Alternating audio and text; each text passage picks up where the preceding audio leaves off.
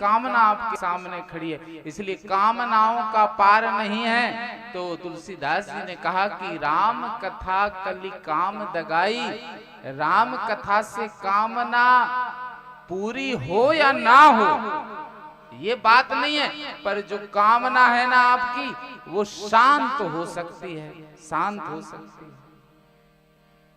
और कामना का पूरा होना सुख नहीं है, कामना का शांत होना ही सुख है, कामना का शांत होना ही आनंद है, इच्छाओं का नष्ट होना ही सुख है, इच्छाओं का शांत होना ही आनंद है। इसलिए व्यक्ति देखो कितना भी साधन हो जाए व्यक्ति के पास, फिर भी वो मांग करता है 2 चक्के की गाड़ी की। अगर वो कामना करे तो वो आ जाए तो 4 चक्के की कामना फिर खड़ी सामने, 4 चक्के के बाद फिर और कुछ बड़ा और कुछ बड़ा। तो कामनाओं का अंत नहीं है, और कामना सिर्फ साधन की है,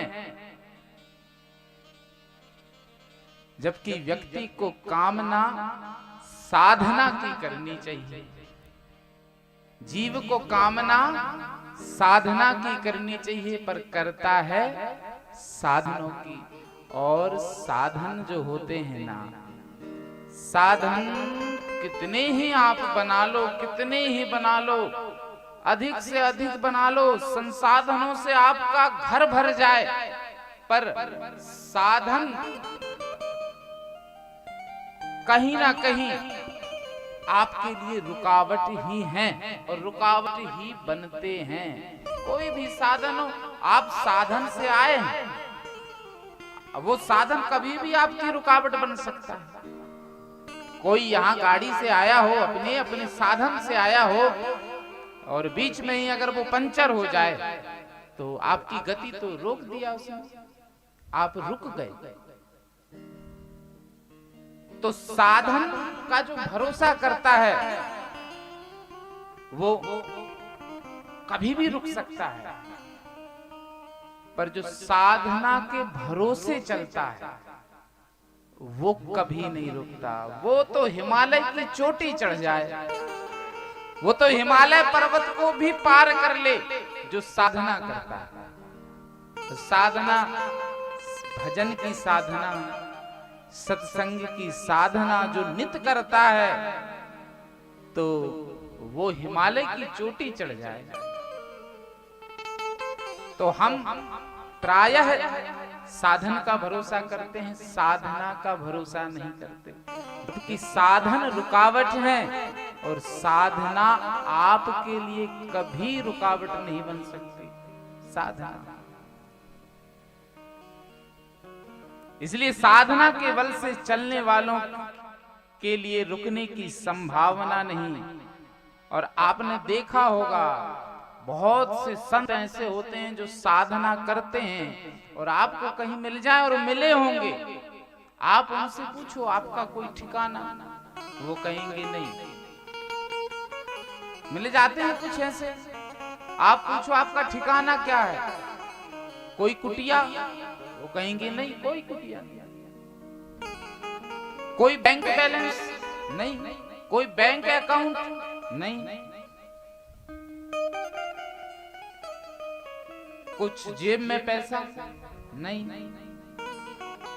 पर उनसे पूछो कभी भूखे रहना पड़ा, तो वो कहेंगे कभी नहीं। ये साधना का बल है।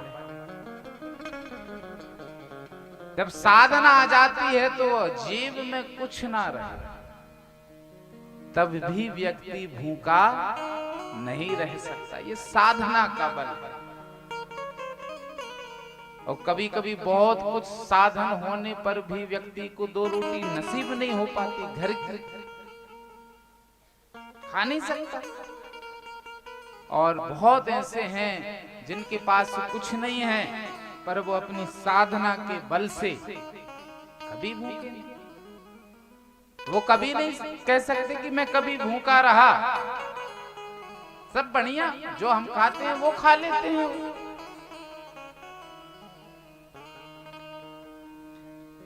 इसलिए साधन संपन्न व्यक्ति पहले बहुत कुछ कमाने का प्रयास करता है, बहुत कुछ कमाता है, बहुत कुछ साधन बनाता है एक साधन संपन्न व्यक्ति। और जब बहुत कुछ बना लेता है तो एक समय ऐसा भी आता है कि उन बनाए हुए साधनों की रक्षा के लिए एक सुरक्षा कर्मी रखना पड़ता है। इतने साधन इतना अपने लिए बना लेता है या इतना धन जोड़ लेता है कि उस धन की सुरक्षा करने के लिए भी एक सुरक्षा कर्मी रखना पड़ता है। चलो उसकी सुरक्षा में, धन की सुरक्षा में सुरक्षा कर्मी है, पर